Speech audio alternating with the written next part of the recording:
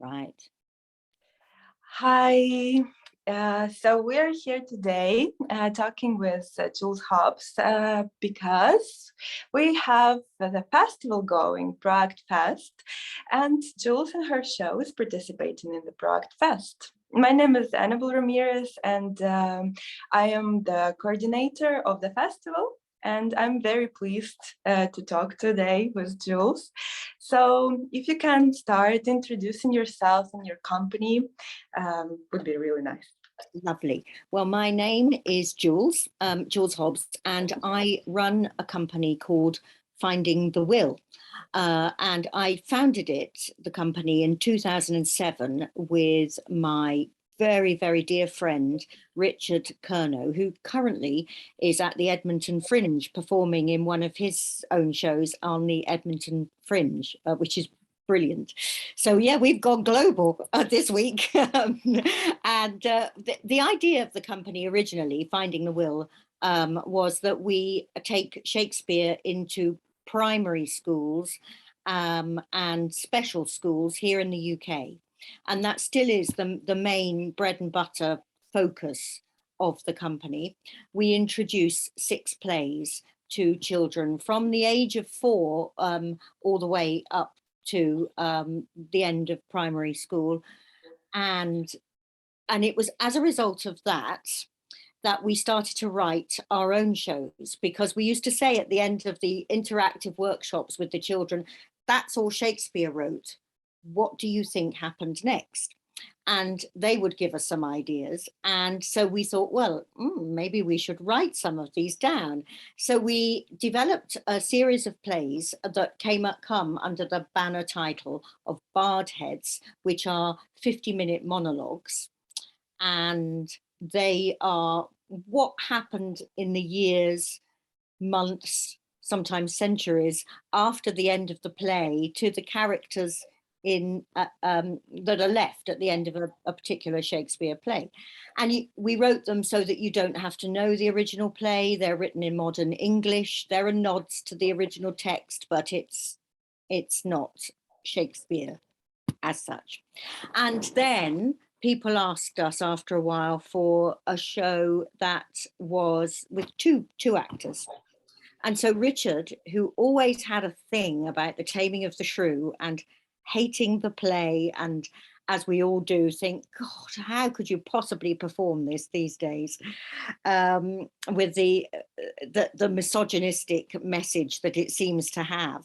So he wrote this play, naming the view, Taming the Shrew, naming the view, and it's 30 years after the end of Taming of the Shrew, in the modern day, looking at the main 2 characters, Petruchio and Catherine, Pete and Kate in our version, who have been married for 30 years. And as is suggested at the end of the original play, it's been a bit of a coercive, controlled marriage. So the play is looking at the effects of a coercive control and the hope, because it's, not everybody is broken by it. Hence, we fit into the wonderful ProFest festival as well, and the theme of Unbreakable as well. So yeah, it developed from there. But originally, Finding the Will was just going into schools. We still go into schools. We still work with young children and slightly older students. But we now also produce and perform our own work as well. And can't tell you how privileged and thrilled we are to be part of this fantastic festival that you've somehow managed, amidst everything else, you've somehow managed to get this going. I am in awe. I think that it happens because of people like you who are willing to collaborate, and this is so great. I have more questions Yes, of course. about the show and the company. Can you tell me if there is some difficulties you find in the way of creating basically the Shakespearean characters and putting them in this modern world? And like, for example, this play, the Naming the View, it talks about very complex social problem, right? So basically that what Shakespeare also did. And so Yes. how is it to face author with such a huge name and huge mythology, yeah, like Yes. behind? Yes, yes. Well, that's the thing, really, because I think this is what we find going into schools as well. Everybody has such a thing about, oh my goodness, Shakespeare, gosh, Reverend, he was the master. Well, he absolutely was, because he did write amazing, amazing plays. But the thing about it is that they are that they're just the same as what we would be watching on the cinema screen now or on the television now, except they were written 400 years ago. So the language is very different and quite difficult for us now. But the themes are all exactly the same. So they're all about love and betrayal and jealousy and enemies and forgiveness sometimes and revenge, all of those themes which are so prevalent now in 21st century, you know, so in that respect, it's very easy to bring it forward and to update it and to modernize it. Now, The Taming of the Shrew is a difficult one because, you know, who knows what he was thinking when he wrote it. It could be that the way that he speaks about the way women should be treated and women should place their hands below their husband's foot, perhaps that's what he really thought, because that was what everybody thought in the 1600s, 400 years ago. Maybe that was just the way that people thought then. We don't think like that now. We can't think like that anymore. Times have moved on and we have to move on with them. So let's take that, use that, and show it for what it is now, which is why I think this is a really powerful piece of theatre, because we do refer back to some of the original text very, very briefly in this play, but the theme, the theme of it is people can live through, like you're doing now. You live through all kinds of crises, and you can come out of it either stronger or you just fall apart. And there's Richard has found a quote that because Richard, my co-founder of Finding the Will, who acts in the play with me, he actually wrote the piece, and he has a quote in it by a gentleman called Humbert Wolff, who's a poet. I think he wrote quite a lot of things, not entirely sure all of his work, but this particular quote Richard loves, and subsequently I love, and it has got me and my family through a huge amount of trouble over the years. And it goes, if it must be so, let's not weep nor complain. Oh, I've got to look it up. Hang on, I want to get the quote absolutely right. I don't want to mess this up. Here it comes. If it must be so, let's not weep nor complain. If I have failed, or you, or life turned sullen, we have had these things, they do not come again. But the flag still flies, and the city has not fallen. And that's a really, really important, God, it makes me fill up when I say it, but it's really important. Yeah, absolutely. And it's a really integral part of the play. It sort of gives hope, which God knows you of all people in Ukraine, you need that now. And, you know, if we can do anything to help you, let's fly the flag. And also, in the case of Naming the View, you know, we're flying the flag for domestic abuse and coercive control and, you know, all of these things that happen, and we don't see it. It's happening. Oh, look, I've gone. It's happening all over in countries and cities and towns and villages and hamlets all over the world, and people don't know about it.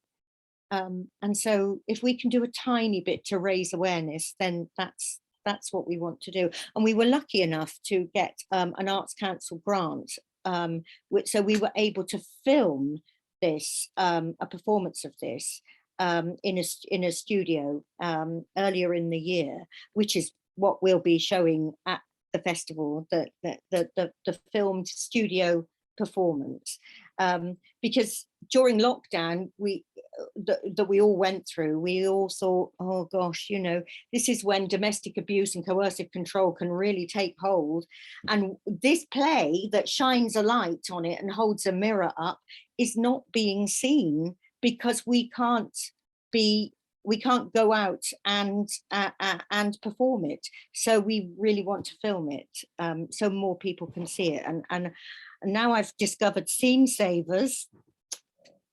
My life is complete. Yeah, the guys are miracle for all of us, I guess. Oh, goodness me. What a fantastic company. And do you bring right now this play to schools as you did with Shakespearean plays? Well, we don't take this one into schools. Well, at least we haven't done yet. It's suitable. I would say it's suitable for age 12 upwards.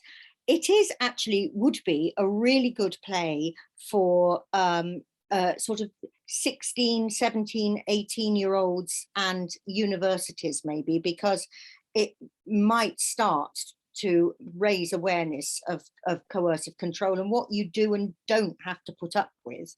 But for the schools where we introduce Shakespeare plays with interactive workshops, those are for very young children under the age of 12. So we wouldn't take it to a school like that. And when you work with Shakespearean plays and interactive workshops at schools, what do you expect from your work? I mean, do you want children to be engaged and then further to read his plays? I don't know, Yeah, what you're looking for. That would be lovely. It's become a bit more of it's become a bit more than that, actually. I mean, initially that was the intention, to introduce. We only do 6. We only give a choice of 6. Most popular ones: A Midsummer Night's Dream, Romeo and Juliet, Twelfth Night, The Tempest, Hamlet, and there's one more that I've missed out. Oh, Macbeth, of course, Macbeth. Just those 6. And the interactive workshops, the children play all of the parts. We pick volunteers randomly and we take them through the whole story. So by the end of a 2-hour session, they know the whole of the story of the Shakespeare play. They know the main characters. They will have had the opportunity to speak a little bit of the original language, but most importantly, we've got them engaged in the story itself. And that then quite often leads them to go on and read other stories in the same way. But we also do another project, which is we call a Shakespeare Project Week, where we go into a school for a whole week at a time.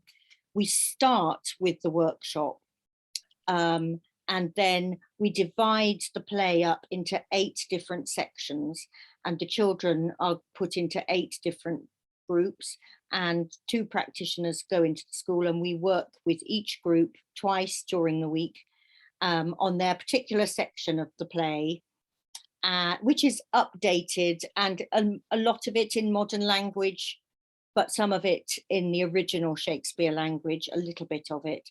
And then we bring it all together on the Friday, and the children then perform their own version of the play on a Friday. And what this does is it it really helps with their building their confidence and their self-esteem, which is what we Finding the Will has become very much known for, working with children particularly, but also, you know, children, like recently we've been in a school where there were some children that had come from Ukraine and had just recently moved obviously, and had started in the school, and they were joined in one of these project weeks. And you know, how fantastic is that, that you stand up and you speak, even if it's only one line on your own in a second language in a Shakespeare play. It's incredible. And it's a lovely, lovely thing. It's a lovely thing to do, a really lovely thing to do. And it warms my heart that, you know, sometimes we go back to schools on an annual basis. Obviously, it's all funding dependent. But then by the time children move on to their secondary school education, when they're 11, 12, some children will have experienced and got to know 4 different Shakespeare plays before they go. So when they have to study Shakespeare for exams, they're not put off by that. It's not, oh God, Shakespeare's so boring, because they know differently, because they know it's about the story and the themes. The language is the barrier, but we know the language is just because it's 400 years old is why it's odd. Sure. Wow, this sounds like a very important thing you do. I mean, thank you very much for such a complex work, because one thing is to work with children in Shakespeare, another is to put up so many social, like really social issues with the rewrited characters, with the rewrited. Can you tell more? Because you said there are a couple of them, like Naming the View and. Yes. Some else texts you experimented? Yeah. So what we've done with we have six one actor shows, if you like. I have written 3 like one woman shows, really. So mine are Hermia from A Midsummer Night's Dream, and this is, I've had to up the age a little bit from when I first wrote it, because I'm not getting any younger. So this is 40 years. I think it is. Oh no, maybe it's 30 years, that one. 30 years after the end of the play. She is in her 40s, coming up to 50, having a bit of a menopausal midlife crisis. And it's the story of, you know, what happened. Helena, her friend Helena, she's hit the bottle. Lysander, she's still happily married to Lysander, or is she? Demetrius is still knocking around. Her father's got a touch of dementia now. So it's total imagination. It explores what happens next. I also do Miranda from The Tempest. Of course, Shakespeare helpfully made all of his female characters very young, so we have to up the age a little. So this is Miranda is 35 years after the end of The Tempest, the Queen of Naples making a speech on her silver jubilee, and all is not quite as it seems, and you discover her backstory. And then one of my favorite one really is The Third Witch from the Left, which is one of Macbeth's lesser known witches, who experienced everything that he experienced on the heath. But at the time, she was only 16 and was on work experience, and so didn't speak to him directly, but has been living with the guilt of what the witches said and the way they tricked him ever since. And this is centuries later, because she is unable to die, which is quite an interesting one. But so for me, there's sort of less social issues, although there is a little bit of mental health stuff going on in all of them, really. But nothing like the sort of coercive control, domestic abuse thing that we've got going on in Naming the View, because that's what Taming the Shrew sort of suggested that. Sure. It brings it up by itself, the play itself. Yes. But I should say, I mean, Naming the View is billed as a life-affirming comedy. And although I've said, it's got the theme of coercive control and domestic abuse. I mean, it's not exactly laugh a minute, but there is a lot of humor in it. It is beautifully written. Richard has written a really beautiful script. And it's hopeful, and it does take you on a bit of a roller coaster of emotion, and you are laughing 1 minute and then reaching for a tissue the next. So it's work that I'm really, really proud of and proud to have been involved with. Amazing. Thank you so much for sharing, and I'm already waiting to see the show myself, and I hope you guys who listen, you too, because this is amazing. Thank you so much. Oh, thank you.